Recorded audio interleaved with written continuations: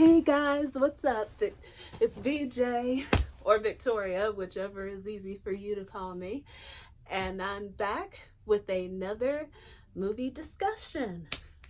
So, in case y'all didn't know, I'm sure none of you knew, first and foremost, but tomorrow is actually my birthday. Yeah, I'm so excited. And in honor of my birthday, I will be discussing a movie that is so close to my heart. I've watched it ever since I could remember, probably even as a baby if I can remember.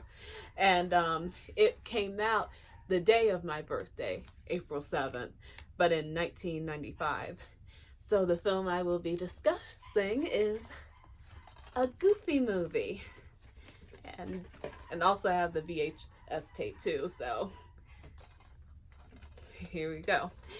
So a Goofy movie is a film about Goofy and his son Max, who is a teenager at this point and has a crush named Roxanne that he wants to impress. And it turns out that after getting a chance to have a chance to actually go out with her, it turns out his dad has made arrangements for them to go on a road trip. And if there isn't going to be no fooling around, there sure is going to be goofing around, if you get my drift. Pun intended. And so now Max needs to figure out how he's going to still fulfill this desire to go out with her while also trying to find ways to appease his dad, but more so really trying to get away from his dad, sadly. But hey, when you're a teenager, that's how it can feel like. So, where do I start? So, before I start the movie discussion, let me say that this movie has resonated not just with me, but with a lot of people in the world when it came to the movie being such a cult classic and being seen on the mainstream and everything. At first, when it came out, it wasn't that big. It wasn't a huge hit, but somewhere down the line, it became huge. And I thank God for that, because I think that it really does deserve that recognition that it gets. And so much so that when it came down to it, I took this movie to daycare when I attended daycare, and anytime they would ask who brought a movie to watch, I brought it with me every now and then, and people didn't mind watching it. They loved it. So, okay. I guess I'll just start the movie discussion now. So our film begins in a classical Disney-like fashion. It came out during the Disney Renaissance of all time, so expect some music in this movie. So it opens up in like first you see the title, a Goofy movie, and then it scales down into what looks like possibly a dream sequence that Goofy's son Max is having.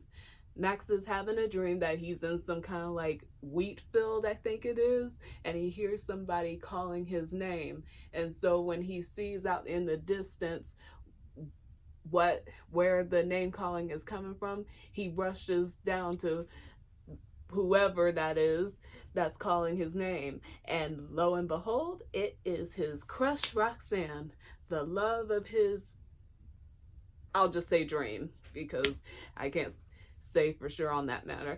And he sees her, she sees him, and they both basically end up tumbling down on the floor, well, on the grass together, and just chuckling. And then it looks like they're going in for a nice little kiss, both of them.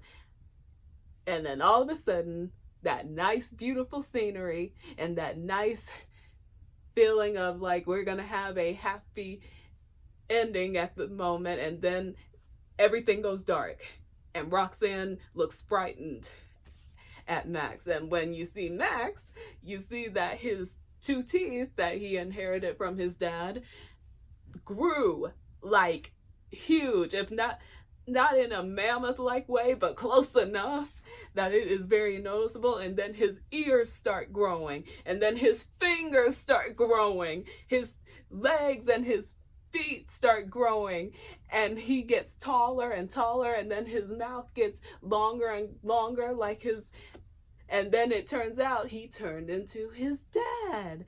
And Roxanne screams like crazy when she sees this. And as Max tries to talk as his dad, he realizes he can't talk, that all that's coming out of him is his dad's laugh. You know, that he or you know, the iconic laugh of Goofy. Hey, at least I tried. It wasn't the best, but I tried. And so either way, Max wakes up from this horrible nightmare, which started off as kind of like a nice little wet dream, turned into a nightmare. And so for some reason, I still kind of find that a little funny, in all honesty. And so you hear a phone ring, and so he answers it, and it turns out it's his best friend, PJ, who is the son to Pete. If some of you know him as Peg Leg Pete or anything, he's known as a very prominent villain amongst the Disney characters. And so PJ is calling Max to inform him that he should have been at the school to meet him an hour ago, and that he is late for something that they plan to do. So when Max checks his alarm clock, he realizes this is the case. So he starts trying to rush out of there to meet PJ. But before he can go, here comes his dad opening up the door to wish him a good morning salutation greeting. And because he opened the door without knocking, of course he ends up walking on Max, who accidentally, his pants fell down and is showing his underwear. I feel like that happened another time with Max somewhere, but I won't get into that. And so Goofy came to see if his son had any dirty clothes, which is all over his floor in his room, a parent's worst nightmare when it comes to their kids. And Max basically tells him that he's running late, he needs to go, and Goofy offers to drive his son on his way to work, but Max turns it down. And as Goofy is trying to vacuum up the dirty clothes in his room, he accidentally sucks in a poster of one of Max's favorite pop stars, or rock stars he calls him. I think of this guy as basically the rock star he's referring to is Powerline. He's the biggest rock star on the planet. Everybody in Max's generation know who he is. And he's almost kind of like a how can I say, a rendition of either Michael Jackson, Bobby Brown, or even Prince in a way. And so I really think of this guy as a more of an R&B singer, but we'll get to that later. So basically, Max takes this moment to walk out to start heading to school. And before he can go, his dad brings him his lunch, kisses him on the cheek, wishing him a good day, with people noticing. And so this leads into the first song of the film, After Today, which is a really kind of like a classic end of the school year, last day of school song. I mean, heck, they did that. I can't say they did a lot of songs, but I know High School Musical did one for the last day of school, getting ready for this summer holiday. And recess school's out. They didn't do a song, but hey, it was a big deal when it was the end of the school year. It's a big deal for any kid, whether they be in grade school or even high school, majority of the time. So Max is basically, what is the significance of this song for Max is that he's hoping after today, he and Roxanne will be together. And so in order for them to be together, he needs to go to meet PJ in order to do this pull off this thing that will hopefully help him to achieve that goal. So after the song ends, he accidentally falls off a off bleacher staircase, and everybody laughed at him except for one person, Roxanne, who helps him up, asking if he's okay. And when he realizes it's her, he is like tongue-tied. He can't really say what he wants to say. He's just a bundle of nerves. And when she starts laughing and he starts laughing, then his yup comes out. And at first he's embarrassed. He's embarrassed of this laugh that he has. And so he runs off after seeing her. And really, she didn't seem like she was bothered by it at all. If you really watch that scene, it's more like she found it kind of cute or different, and she liked it. Or at least as far as you start to figure that out more as the movie keeps going. So Max meets up with PJ at his locker, who he asks him, does he have his video camera? And basically he says yes, he has it, but if his dad finds out what they're doing, that he is not going to be happy with them. And we all know when it comes to Pete, we've seen how he can be when he is not happy with you doing something against his acknowledgement or consideration. And then you also meet another one of Max's friends, Bobby, who brought in I guess it's a video projector, something that will help them out with this stunt that Max is trying to pull. And so as they get ready to do that, all the student body is in an auditorium because their principal is going to have a little discussion with them. But before he does, Stacy, who is Roxanne's best friend, she announces that she is going to have a party that next Saturday to watch Powerline's concert that's going to be where he's going to be performing in LA. Paid per view, something like that. I trust and believe, I never used that, so I really didn't know much about how that works. So, but that's what she says they're gonna be watching Powerline right on pay-per-view. So that's what the party is, and I feel like this also has something to do with what Max is trying to accomplish in this situation here. So then their Principal Mazer, comes up and talks to his students. Instead of wishing them a happy summer vacation, he starts going into, be more productive. Don't waste your time hanging out with friends or sleeping or doing things that really aren't worth your time, which is basically fun. And he's telling them to do all this lame stuff like having science slumber parties or doing things that require work that you could do at school. Lord have mercy, that principal. I mean, at first I didn't really think of him so badly because it's like, it's not a bad idea, but at the same time, it's like, these are high school students. No, they're not thinking about doing anything as boring as that on their summer vacation. You get me? So either way, the student body, they're just getting bored with this little speech that he's making. So one of the students it looks like is starting to rock. Oh my goodness. Sorry. I'm in a little tongue tie myself. It looks like one of the students is trying to ask Roxanne out to go to Stacy's party. And in this moment, Max, who is behind the principal, sees this through the curtain. So he's realizing, okay, I need to get this done because before somebody ends up taking her for themselves anyway. So they started, and somehow Bobby manages to get the principal off the stage through a trap door.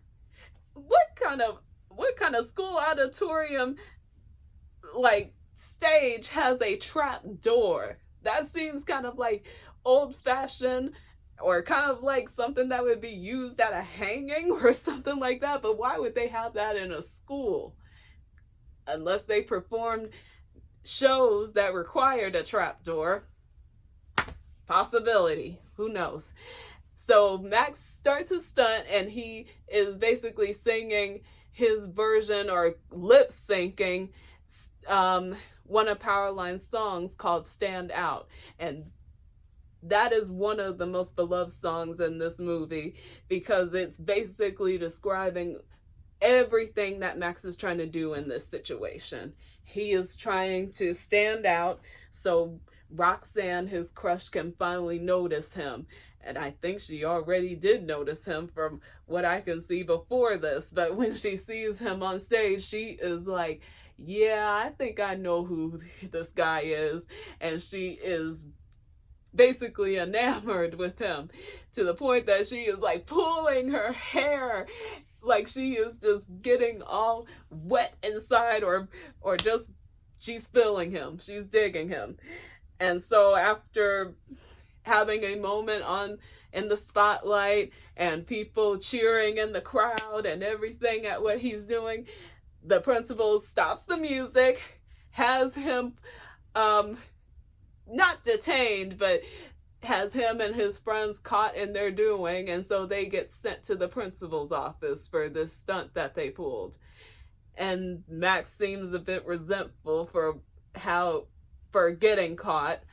And so the scene transitions, and we find Goofy, who is working at a kind of like some kind of photography store that you would find like at Walmart or stores like that. And he works for Pete, who they take pictures of children, and for, children's pictures or family pictures, whatever you want to call it. He's trying to get this little cute baby dog, a girl baby dog, to smile with a squeaky duck that I think you would find in a bathtub when it came kids who used to like to play with bathtub ducks, if you remember them. And he is squeaking it, trying to get her to smile, but when he squeaks it too hard, the squeaker goes right into his mouth, and then he starts squeaking, and that just gets her smiling and laughing, like, in a way. It is so cute. That baby was so cute. And so he took his chances to take pictures of her while using this squeaker to entertain her in his mouth. And then after they're done, he gives the baby back to its mom, and the mother complimented Goofy, saying, "Oh, you have such a way with children." And of course, Pete, he is like, I don't know if he was jealous or whatnot, but he's like, really? Seriously? And so he goes in to handle the next customer, telling Goofy, "Let a pro show you how it's done. I can do this." And then this girl that he takes on, she is like a little, I won't say a little brat, but she kicks him. The first thing she does is kick him, and then starts running around on him. And then, so Pete had to handle her in the tough way. His way of like, okay, well, if you are not gonna do this willingly, I will force you to sit down on this counter so we can take your picture. He uses this sticking thing that he can stick onto a diaper to make her stay on the platform so that they can take her picture.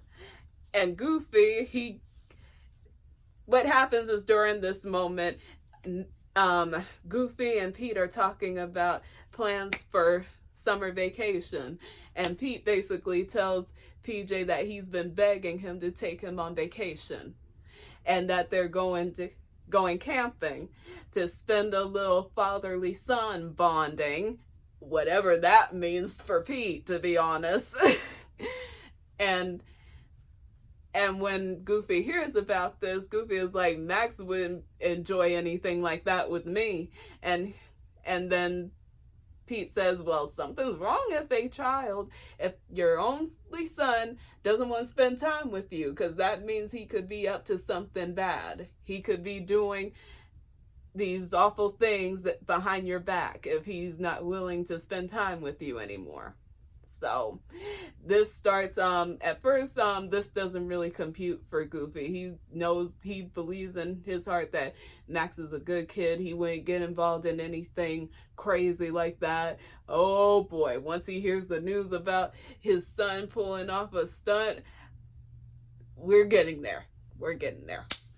So we now transition to the scene where Max and Bobby, they're sitting outside the principal's office waiting to see him, and Max is like, oh my goodness, he thinks that he blew this one chance that he has with impressing Roxanne, but he has no idea yet how wrong he is.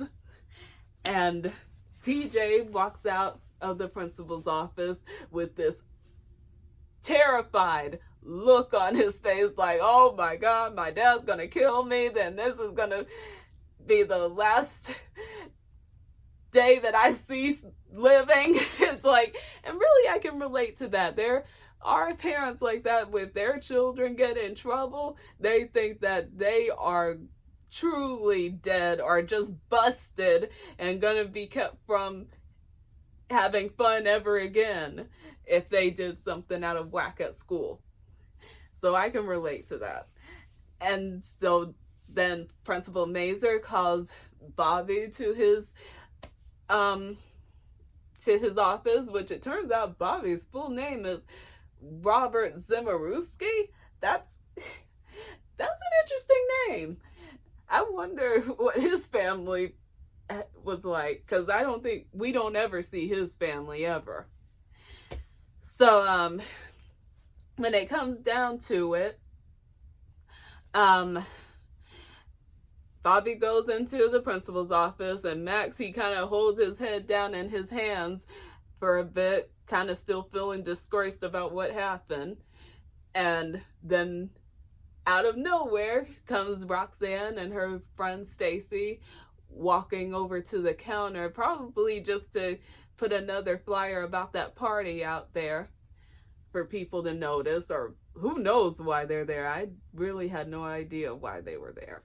But Roxanne notices Max, and she is just looking at him while her friend continues to talk about her amazing party coming up, and Roxanne is not comprehending anything that her friend is saying. She is just looking at Max like. And so her friend, when she finally stops talking, she notices this, and she urges Roxanne to talk to him by tapping on him first, because he can't even see that she's there. So Roxanne taps him, and when they both kind of like lock eyes on each other, they both give this awkward smile, which is kind of cute. And then Roxanne starts picking up the paper that he somewhat accidentally startled her and made her drop the papers from her hand and her books. And so he starts helping her pick them up, saying he's sorry. And then we get that classic hands touching one another's hand because they were grabbing for the same thing. You know, that is pretty much the classic cliche move. And so Roxanne tells Max that she likes his dance. And he is like, really? You did? And they start talking about Powerline a little bit and about the party coming up. And this is Max's big chance to finally ask what he wants to ask Roxanne. And so he takes it, even though he still feels awkward. And he's like, Roxanne, I was wondering if I could ask you to go with me to the party. But of course, if you don't, that's fine. And she's like, well, I was kind of thinking that I'd love to. And so that was the most cutest moment of triumph for Max. He asked his crush out on a date.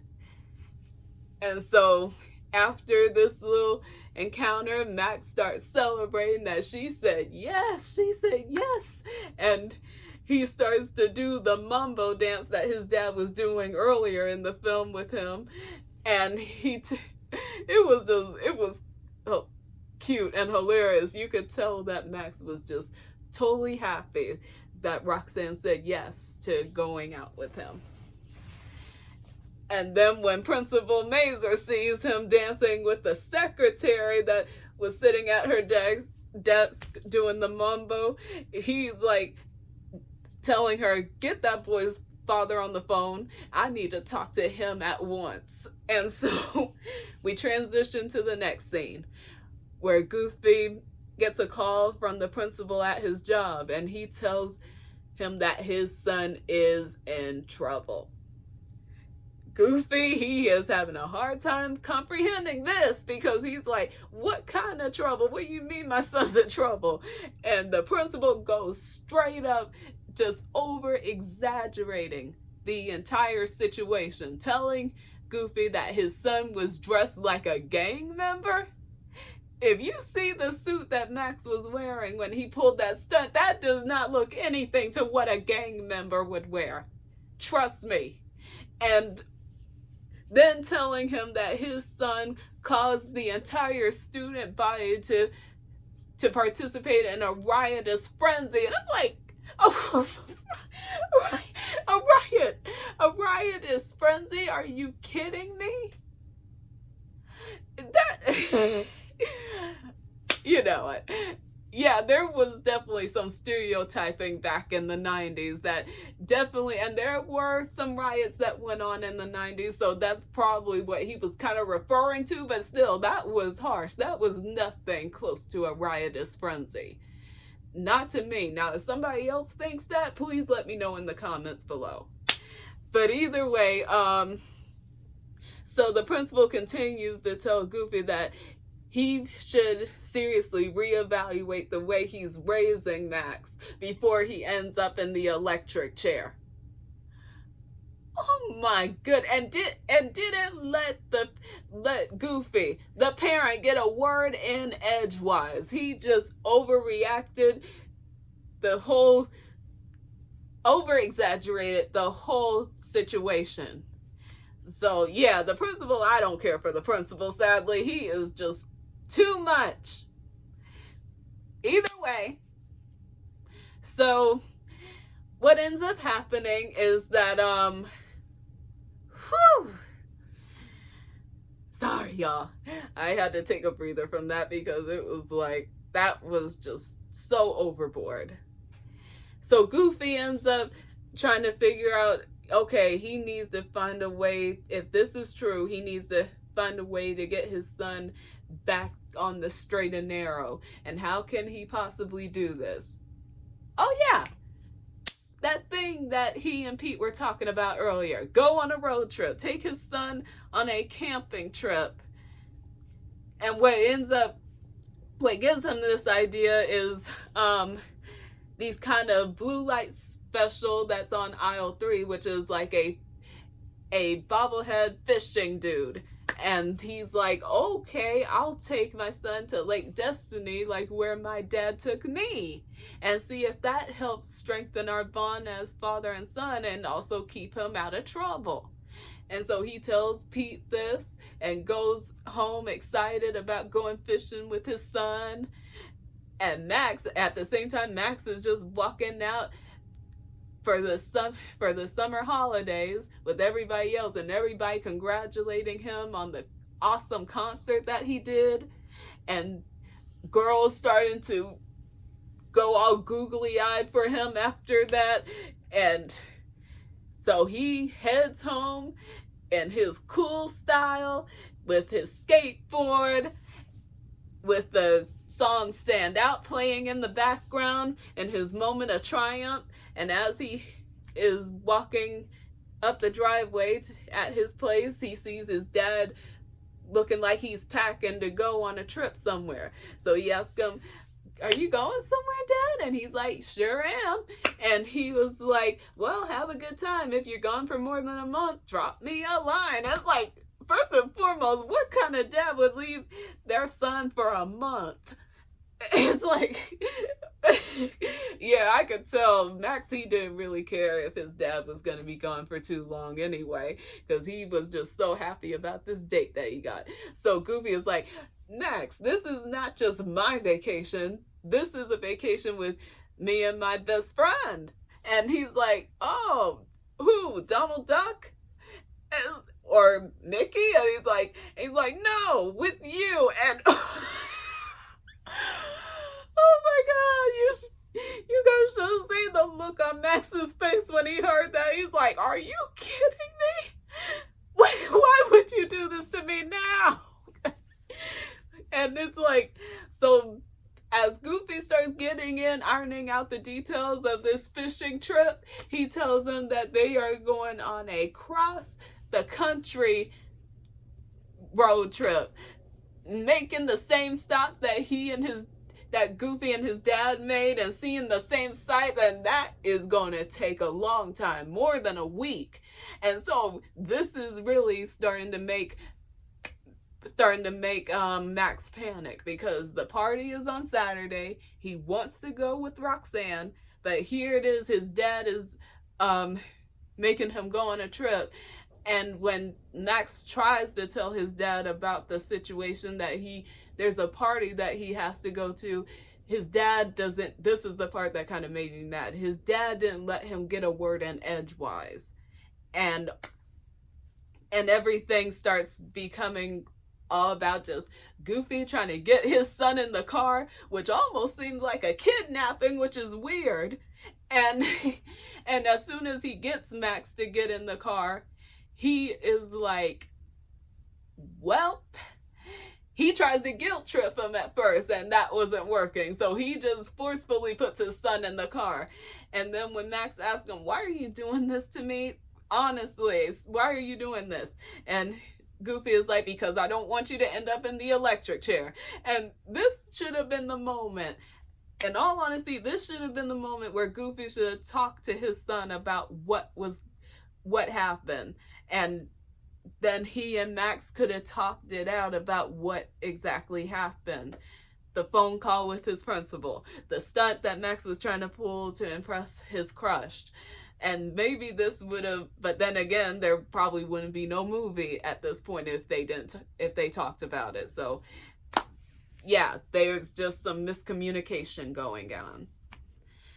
So what ends up happening is as Goofy and Max start heading out to the open road, Max realizes he needs to tell Roxanne that he can't go to the party with her. So he asks his dad to stop by her place so he can tell her. And Goofy, being oblivious to the whole thing, he's like, okay, but make it quick.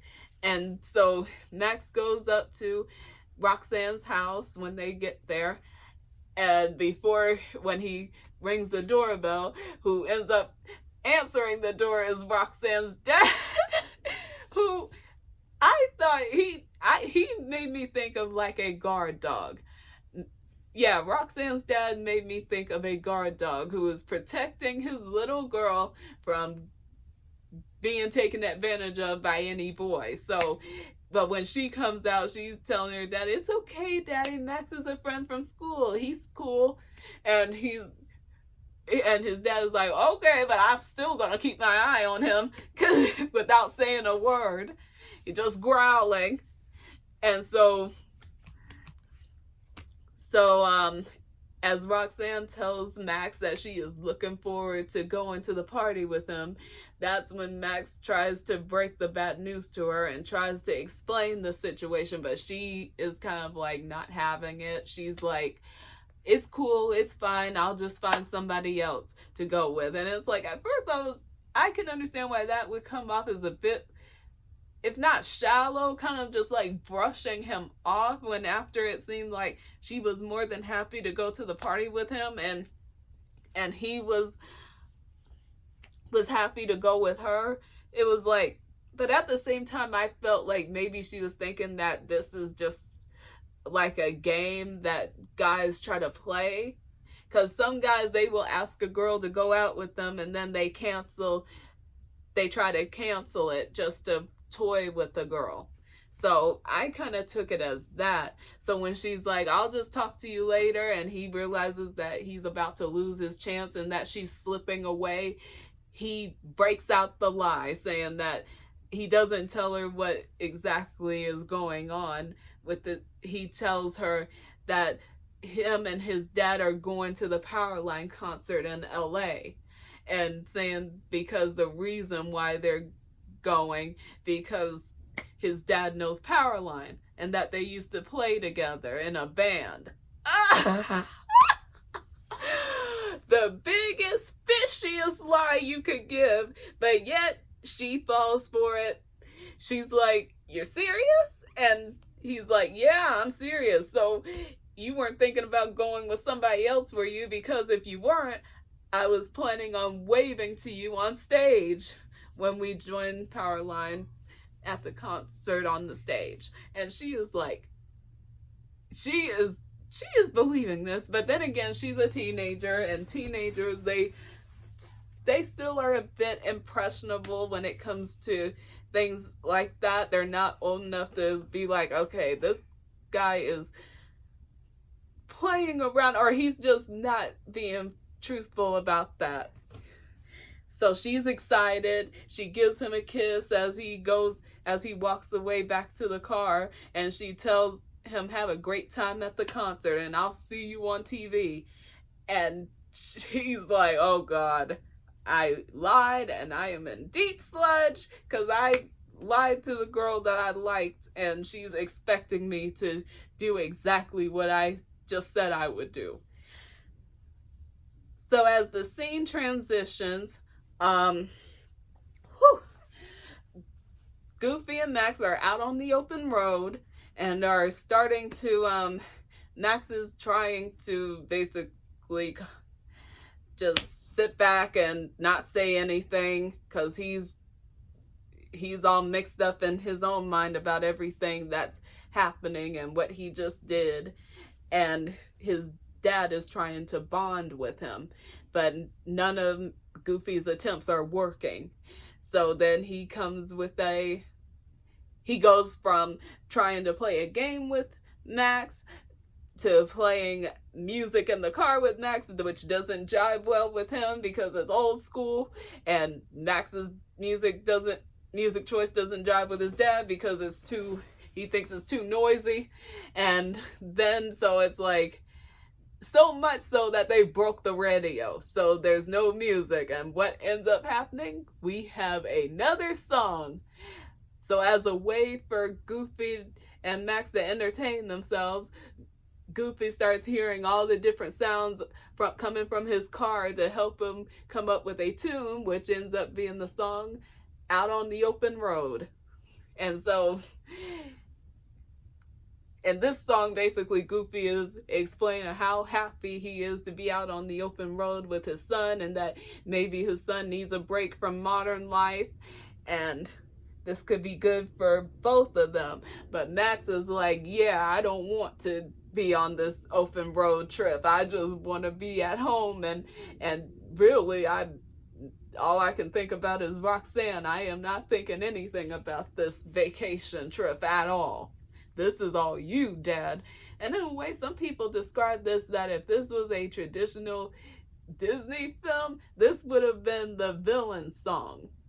But I guess you could somewhat see it like that, but really it's just too happy when it's Goofy, and it's just too happy-go-lucky for it to be that. So after that song is over, Goofy has them stop by a place that he defines as really special, and it's in a possum park, Lester's Possum Park. And it's like, oh my God, this is the most worst. I thought Chuck E. Cheese when I saw this on the movie every single time. I'm like, Chuck E. Cheese was way better than this, and that is nothing close to the Country Bears, in my opinion. And so and so it was like, Yeah, Max, he wasn't having a good time there at all. Goofy was, but Max, he's like, yeah, this is pathetic. I don't want to be here. I want to be out of here.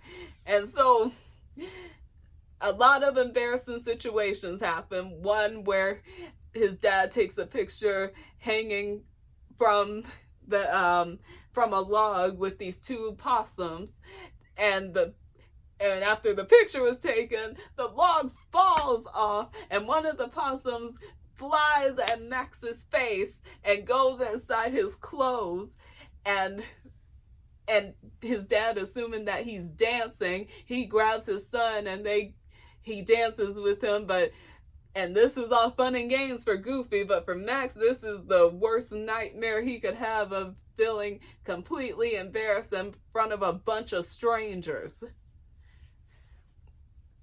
So he leaves the scene, trying to head back to their car, and when he can't get in the car, he tries to hitchhike for a ride, and when his dad comes up to him, this is where things start getting real.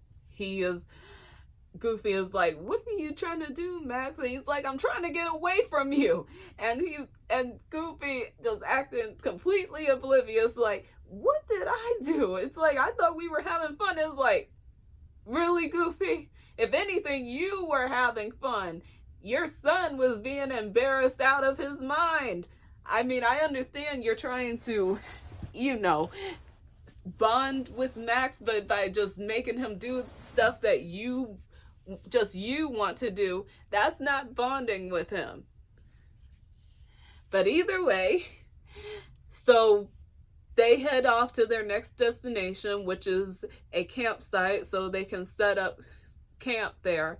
And Max is by a stream of water thinking about Roxanne while his dad is trying to make camp. And Goofy stops by near his son asking if he wants to get into some fishing practice, and that it's just 2 days before they reach Lake Destiny. And Max, he's like, yeah, later, I don't feel like it. And Goofy, he's just feeling so distressed because he's trying to figure out, how can I get my son to bond with me so I can, keep him straight, if you know what I mean. And as he's still trying to set up camp and everything, a huge camper appears over his body, like really huge, to the point that the things that were coming out of this camper, it was cutting down trees. There was like a pool set, there was a bowling ball set, there was a hangout area coming from this camper. And when Goofy finally realizes what's going on, he's like, they run into Pete. He's the one who brought the camper. And so, what do you know? And so Max asks him, is PJ around? And he's like, yeah, he's in the back somewhere. And so he goes to visit him. So what ends up happening is that when he finds PJ and PJ realizes it's Max at the door, they start their usual banter, and then they go right into it when Peach basically tells him that you're the big star here because everybody heard that you're going to the Powerline concert and that you're going on stage with Powerline. And he's like, who told you that? And he's like, everyone in town knows about it, and you are going to be famous. And it's like, and Max is like, oh my God, what the, oh my God, now this is just getting worse, because I did not. So he tells PJ that there's only one person who doesn't know about this little going to the concert thing. It's my dad. And so letting him know that he lied about it, and that he doesn't know if he's going to be able to go to the concert. So the scene transitions with Goofy and Pete talking, and Goofy is in distress, telling Pete that he's trying to find ways to bond with his son, but nothing's working so far. And Pete basically tells him that, well, if you keep them under your thumb, they'll never end up in the gutter. And so he's basically advising Goofy to treat him a little rough, be a little rough with him, and expect him to respect you and do as you say, no matter what he thinks about it. And so he basically shows Goofy a demonstration of this by shouting out PJ's name, and PJ comes out like a soldier, basically, like, yes sir, coming sir, yes sir. And it's like, and he basically tells PJ to basically kick one of the bowling pins that did not go down when he threw the bowling ball into the pins. It was like, or tossed the bowling ball at the pins. There was just one left, and he called PJ to knock down that bowling pin, and he was like, oh yeah, I win. And it's like, what in the world? And his son PJ just looked miserable. I feel so bad for him. I think a lot of people felt bad for PJ when it came to his dad. And so in this moment, Pete asked Goofy and Max if they would like to stay for dinner. And Max was like, sure, why not? And Goofy was like, no, we're about to do a little fishing practice later. And Max was like, come on, we can do that tomorrow. It's cool. And then Pete reminds Goofy, under your thumb. And so then Goofy starts getting a little authoritative, telling his son to get his fishing gear and that they are going fishing right now. And so, and never having to deal with his dad in that manner, he does what his dad tells him to do, even though he is like, yeah, I don't want to do this, but hey, what are you gonna do? Your dad told you to do it, so you better do it. And so they're out in the fishing hole, and Goofy tells Max that he's gonna try to teach his son the perfect cast, which is basically a fishing string toss technique that can catch a fish, that he said that his dad taught to him when he was his age, when he was Max's age. And so when he does this, it no longer is in the water. It is on land with one of the rare steaks that it accidentally yanked from Pete. And it lands in front of this huge creature. And you're like, okay. And this huge creature starts trying to, when it snips out the steak, it tries to grab for it, but it moves away, and he starts chasing it to the point that when he grabs it with his teeth, it pulls him into the water. And I'm like, how is Goofy this strong as he's reeling in this pull? Why didn't the string break or something with how huge this guy was?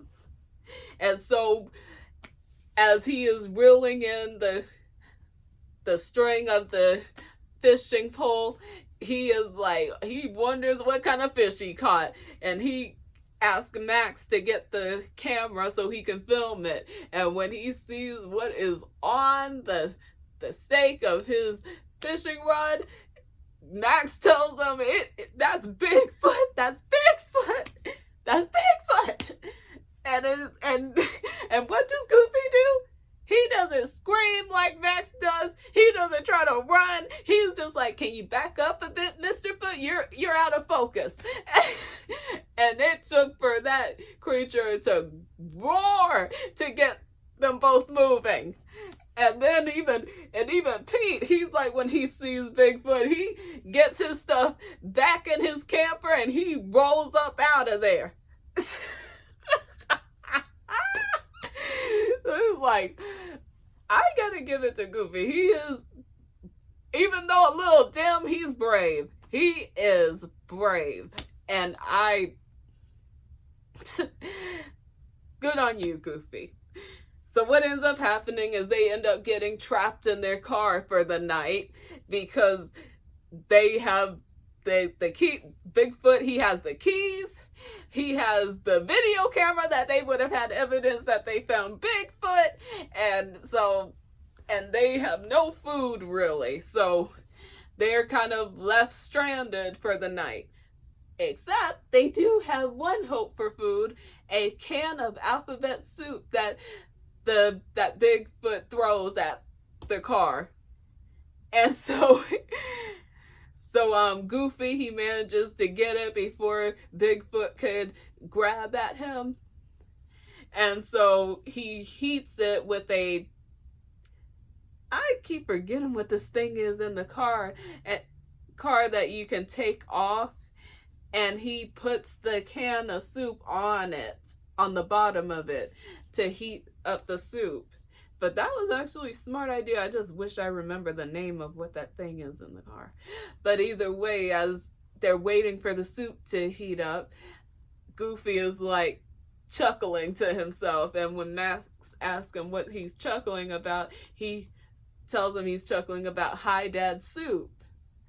And Max is like, he doesn't remember what that was.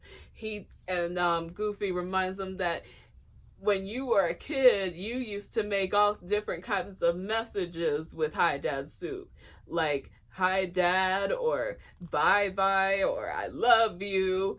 Messages after you ate your soup. You made messages with the alphabets. And so this is their moment where they're kind of like slowly bonding with each other by talking about things of the past that used to make them smile or made them feel happy or loved. Well, really Goofy feeling happy and loved by his son. And so as soon as the soup's done, Max devours it. And really, that's just over dramatizing it. He just ate the soup. And then Bigfoot ends up climbing on top of their car to sleep. And so Goofy's like, yeah, we're not getting anywhere tonight, so we might as well get some shut-eye. And then so after Max ate all of his soup, he gives his dad a cup of what was left, the letters that was left in the cup, which says, Hi Dad. And this really was such a touching moment. It was a sweet moment for Goofy, because he's like, it's been so long since he's done that, and he did it this time. How sweet. And then as Goofy and Bigfoot are asleep, Max, he cannot sleep because they are snoring so loud and obnoxiously. So he ends up trying to, he has this little advertisement paper slip that he got from Lester's Possum Park, and he starts writing on it to Roxanne, telling him that, basically just like telling him he couldn't sleep, and so he thought he'd write her a letter, and that they're only days away before the big Powerline concert. And Max, he's like, who am I fooling? I know that I am not going to the concert. And he's like, he starts writing a confession letter, basically saying, I'm sorry I lied, but I'm not really going to the Powerline concert, and you might never want to see me again. And that's the last thing he wants to think about. All he ever wanted in this movie was to be with Roxanne, to go out with her. And he's in a situation where he feels like it's over no matter what he does now. And then he accidentally kicks the oh my goodness, why can I not remember this things in the car? Please forgive me, y'all. He kicks the little tray thing that's on the passenger seat, and what comes out is the map. His dad's map comes out, and this is his, and it's all lit up, and a pencil comes tumbling out to let y'all know, this is your Max, this is your way to possibly get to the concert. If you change the direction on this map, you can possibly get to where you want to get to. And even though he knows this is wrong, he still wants so badly to impress Roxanne, so he decides to change the directions on the map before his dad wakes up. And and he accidentally did wake up his dad when the tip of the pencil breaks. How interesting. And he uses that tip of the pencil to finish the direction change, and before his dad could fully open his eyes up, he basically closes the cupboard of the passenger seat area, and his dad just asked him, looking all groggily and everything, like he asked him, how many cups of sugar does it take to get to the moon? And and like, I don't even know what that meant, but Max, I don't even think he knew what that meant, so he just goes along with it, answering 3.5, whatever that means. And oh god, I found that, ever since I was a kid, I always found that hilarious. So basically Max, he tears up the letter that he wrote to Roxanne and lets it float in the air. The next morning, somehow they got out of the clutches of Bigfoot, because they end up at a diner to eat at. And they still have the car, and I don't know how they got the keys back. That's a big question in my head. So, because Bigfoot had the keys. But they end up at a diner, and Max, he's just looking as guilty as can be. Like, and his dad, he's just like, he's wondering why his son is looking so forlorn as they're eating. And then he sees his son kind of glance at the map, and Goofy, he looks at the map for a bit. And so at first you're like, is Goofy somewhat on to what Max is doing now?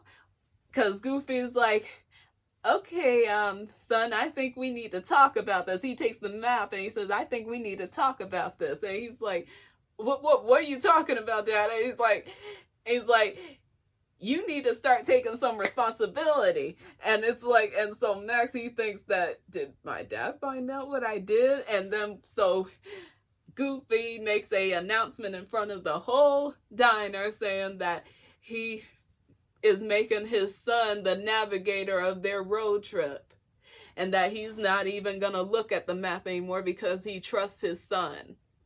So now Max definitely has an advantage point now, because since his dad is saying, I'm not even gonna look at the map anymore, that means Max can do as he wants freely with taking them to where he wishes for them to go. And also telling Max that he can choose any stops and sites that he also wants to go to, rather than it just being about where Goofy wants them to go to. So this was, it was kind of nice. That scene was very nice to see. Goofy was willing to give his son that kind of, like, he was believed in his son so much that he would make him the navigator of their trip. But at the same time, we all know what's up with Max and what he's trying to accomplish. So at this point, it's like, it's just a montage of them, and it's a kind of a rocky road with them enjoying the trip. At first, Goofy is not really into what Max has had them going to or getting into. And so what ends up happening is that Max starts softening up a bit and letting his dad do some of this, taking his dad to places he wants to go to as well, and things that they could both enjoy as father and son. And so they start really bonding with each other during this montage. And so this all leads them to a nice little motel area where they once again run into Pete and PJ. And Pete, he's kind of confused to see Max and Goofy bonding the way that they are now, in a good way, rather than Goofy being the authoritarian parent, but still reminding him, keep him under his thumb. So with them all together again, and basically Pete asked Goofy if he could hook up the power cord of the RV into their room, telling him that it was just a tiny extension cord. Please, that thing was huge. It was huge, I tell you. How did he even get it through the hallway to the RV? But either way, somehow they did it. And so, and while they were doing it, Pete asked Goofy if he could order them all some pizza because this might take a while. And so he does that. And Goofy gives one of the pizzas to Max and PJ, who are talking. And Max tells PJ that he changed the map. And sadly, Pete was listening in on this little conversation. And we all know what he's going to do. He's going to snitch because he wants to see something fall apart, because that's just how he is. And also, but yeah, so Max basically tells PJ that he changed the map and his dad don't know anything about it. And so Pete meets Goofy at the hot tub. And basically, while enjoying their time in the hot tub, Pete asks Goofy that if him and his son are getting along well at this point, because it seems like they are. And Goofy is like, yeah, we're getting along great. And that none of the techniques that he told him about really worked on him. And he said once he loosened up, things just clicked. And so, and of course, Pete, he's like, how dare you try to deny my techniques of parenting? And so he is more than ready to watch everything crash and burn now, because this is where he's like, man, I hate to tell you this, because it seems like things are going so well for you. Your kid's duping you. Yeah, your kid's, he is tricking you. And Goofy's like, what are you talking about? And he's like, well, I heard and of course Pete was like, well, I heard the little mutant telling PJ that he changed the map. And so you two are heading to LA, not to Lake Destiny. And Goofy is like, what?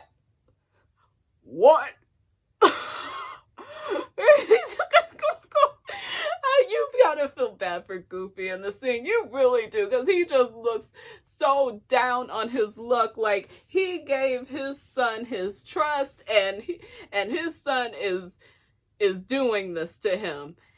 And Pete is like, look, you tried, Goof, man. You tried, but he's just a bad kid. That's all there is to it. And Goofy's like, I don't believe you. And then, of course, Pete is like, well, don't take my word for it. Check the map. And Goofy's like, nope, I don't need to check it because I trust my son. But Pete urges him to check the map. And so it seemed like for a moment Goofy was heading to his car. So it looked like he was going to check something, or he was contemplating on checking the map. But he's like, I want to trust my son. I don't want to believe what Pete has to say about my son on this matter.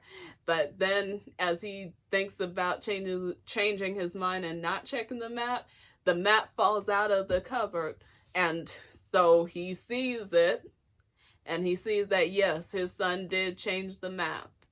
And so he goes back to their motel room, and he is just in blank. He can't speak to his son, can't really look at him. He just goes to bed because he's like, yep, my son is not being truthful with me. And so Max, he's kind of confused about what's going on with his dad too. And he thinks that his dad's upset about the mess they made in the room, but it's not that. And so he tells PJ that he'll see him later. And the next day, they're both back in the car, and they're about to head towards a intersection, where they have to choose between the direction of going to where Lake Destiny is versus going to the route that leads to LA. And And Goofy knows this, and so he gives his son one last chance to do the right thing. And whew, it's getting kind of dramatic now, y'all. So he told his son to just follow his route on the map and to get them to go to the right direction that leads to Lake Destiny. And he's looking at Max like, please do the right thing. His eyes are just like, please do the right thing. Choose the right direction. And Max is like, he has a mixture of emotions going on. Because he's like, okay. And at the same time, he's like, I know where I want to go, but I can't tell him. And so as they're coming close to the junction, he's like, okay, Max, this is it. Which way? Left or right?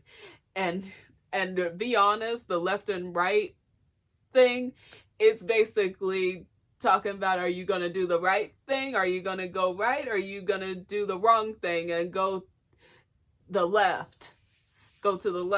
And so this was actually a good way of showing that. And Max he shouts out left. He says, turn to the left.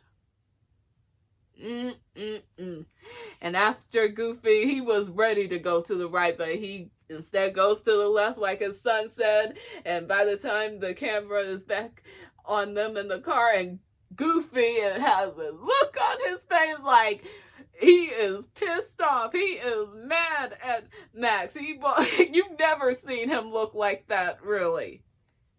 Like, really. And also, to be honest, the way he looked, the best way that I can describe it is how Corey from Double Toasted, shout out to Double Toasted, described it. He looked like a upset wife who is like, well, I guess you made your decision and it definitely wasn't the right one in my opinion. Because that's how it looked. That's how Goofy's face looked. And Max, he's trying to lighten the mood because he senses the negative energy coming from his dad. And he's like, how about a song, Dad? And he's not speaking to him.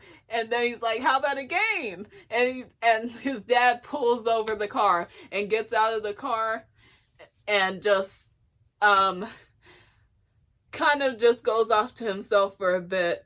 And Max, he's like, okay, yeah, my dad knows what I did because I can tell. And so he gets out of the car and wants to tells his dad that he needs to tell him something. And what does Goofy say? He's like, why bother? Probably too stupid to understand anyway, right? And it's like, come on, Goofy. Look, we all know you're upset at your son. You have a right to be upset, but at least talk to your son about what in the world is going on. Why are you having us go to LA? What's up with that? And so, but he doesn't. He just still refuses to speak to his son on the situation. Maybe because he's afraid that he will hear something that he doesn't want to hear. I mean, sometimes as a parent, you do get that way where your child, you don't want to hear what your child has to say because you fear it will be something that will crush you completely. But either way, what ends up happening is that Goofy did not put the brake on his car. So the car starts rolling off on the road and they had to chase the car down. It is like, and they were chasing it for quite a while, to be honest. So I'm like, how in the world were they able to do that? But then it's a cartoon.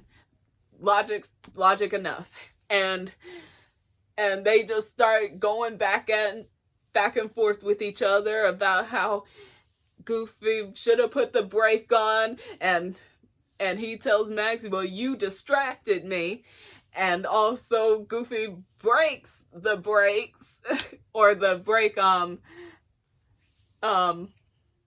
that he pushes on, and Goofy tells his son, weren't you the one who wanted a vacation? It's like, I even was like, really? really goofy, and Max makes it clear that he never wanted to go on the vacation as the car goes into a freaking, how can I say, their car just goes smack into a water that, and it was like, I guess it wasn't really a lake, but it's a huge mountain of water that could possibly lead down to, it's in the canyon. And so what ends up happening is that's where things start coming out. The truth was starting to come out. And Max was telling his dad, you should have just let me stay at home. And Goofy was like, why? So you can end up in prison? And Max is like, what are you talking about? And Goofy tells him, your principal called me. And Max tries to tell him, it's not what you think it is. So it's just the back and forth. They're not really talking fully at this point about what's going on, because they're just trying to get back on top of the car while it's in the, in the water, in this lake, this water stream in the canyon. There you go. I'll call it that. So as they are heading downstream, Goofy was like, I just wanted to take my son fishing, okay? And he's like, I'm not your little boy anymore, Dad. I grew up and I got my own life now. And Goofy is like, I understand that, but I also want to still stay a part of it, because I'm still your dad and you're still my son, no matter how old you get.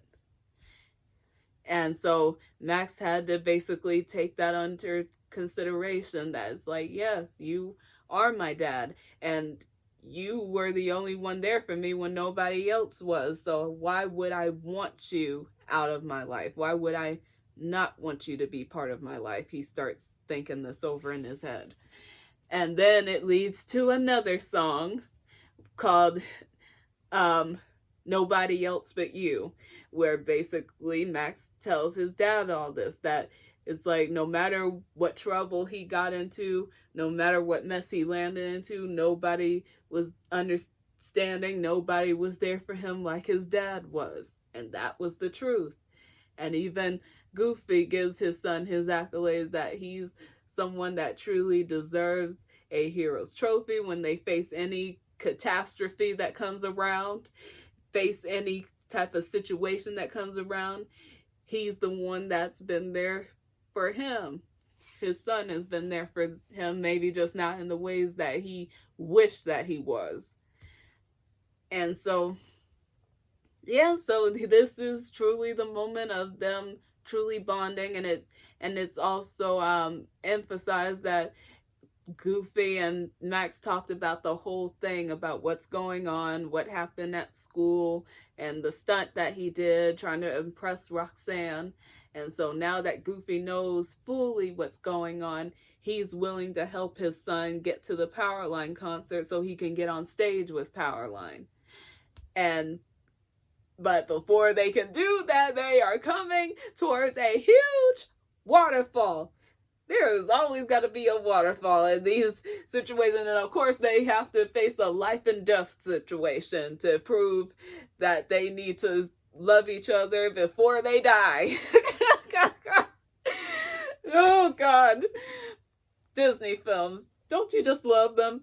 But either way, so what ends up happening is that the car starts rushing towards the end of the waterfall. Goofy finds a way off the car onto a rock of some sort, but Max is still stuck on the car. So he uses his fishing pole to try to get his son off of the car, but Max misses it.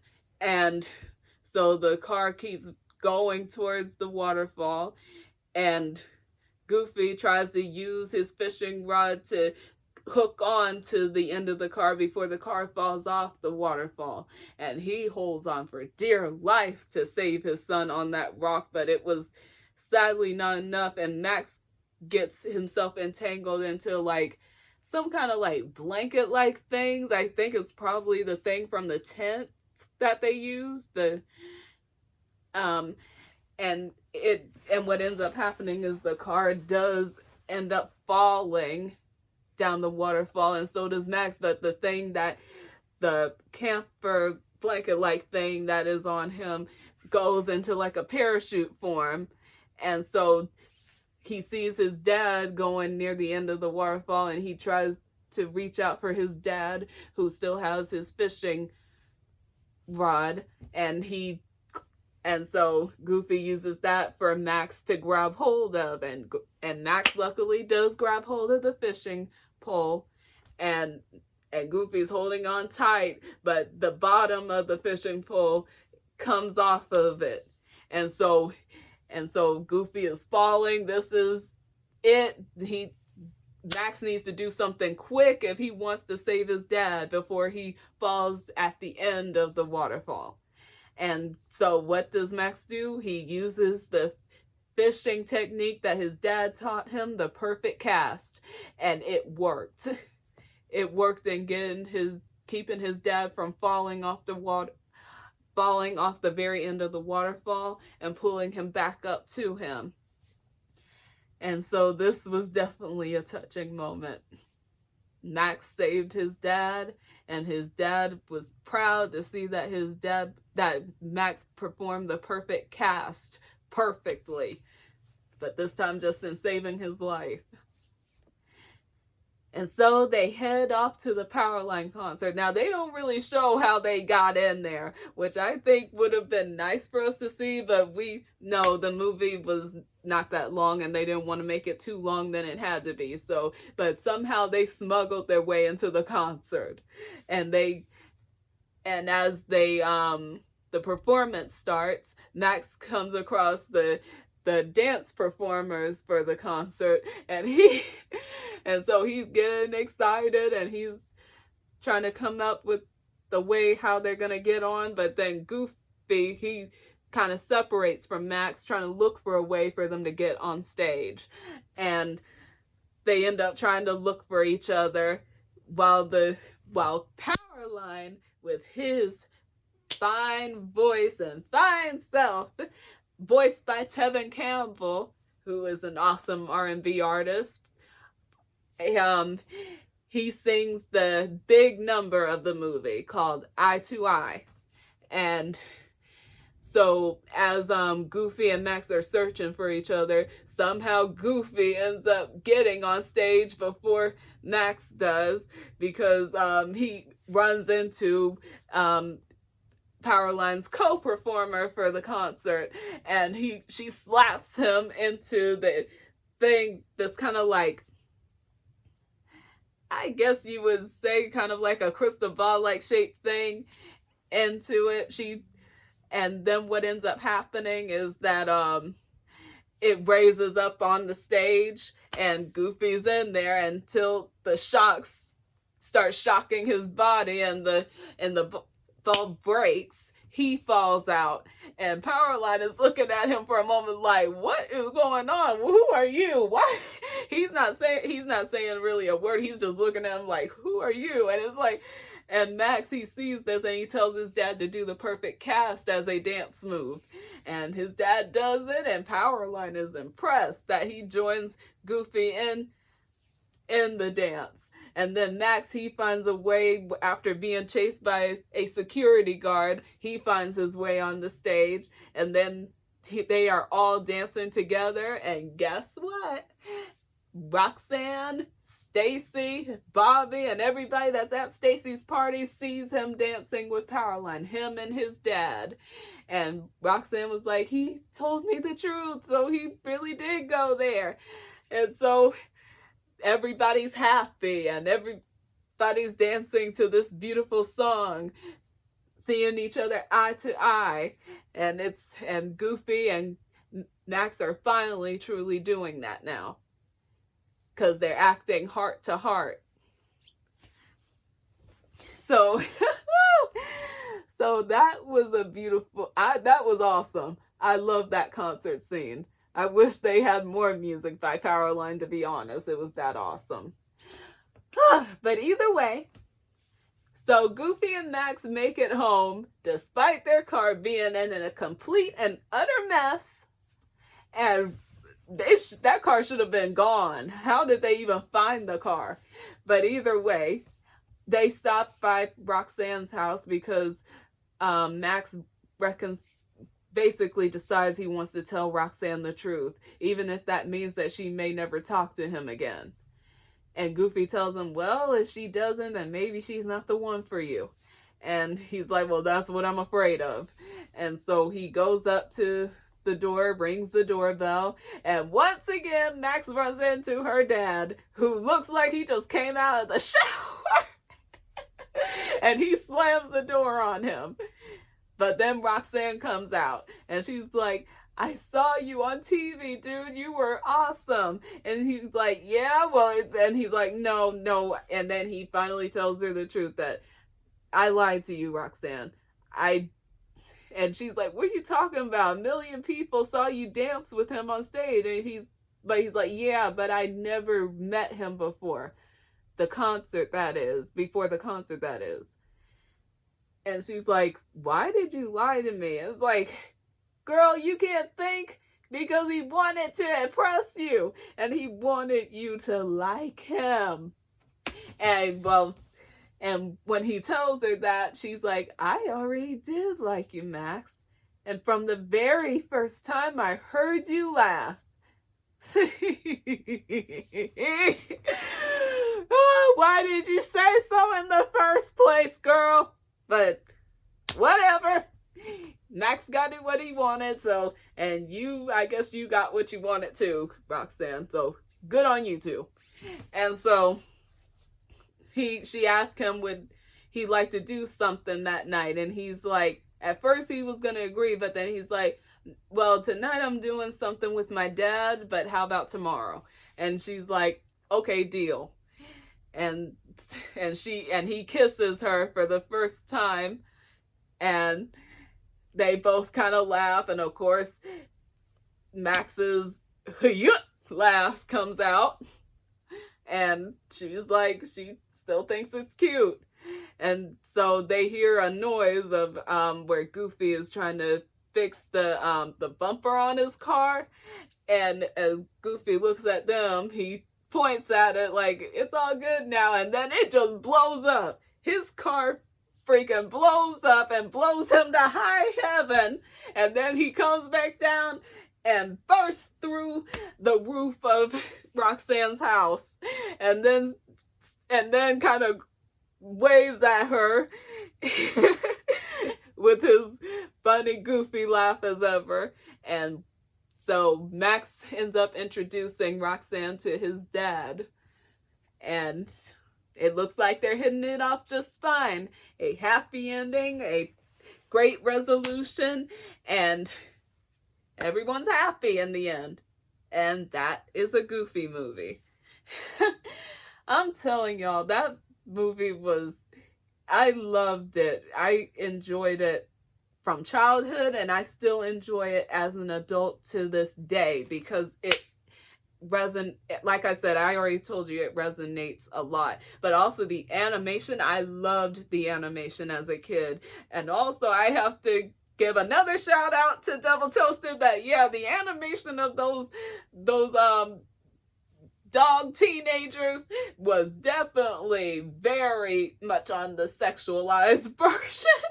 And so I'm like, but then again, this was the Disney Renaissance, and also they did like to draw girls back then with, if not big busts, just like a tiny waist and a big butt, but that was the style back then. And so they chose to do it with the characters from this movie in a way too. So when you see, like in the dream sequence, when it came to Roxanne, she looks so hypersexualized, but when you see her outside of his dreams, she looks normal. She looks like a 14-year-old would probably look. Not fully developed bodily wise, but getting there. Unlike the other students that look so like they're older because their bodies look so fully developed. But that was interesting.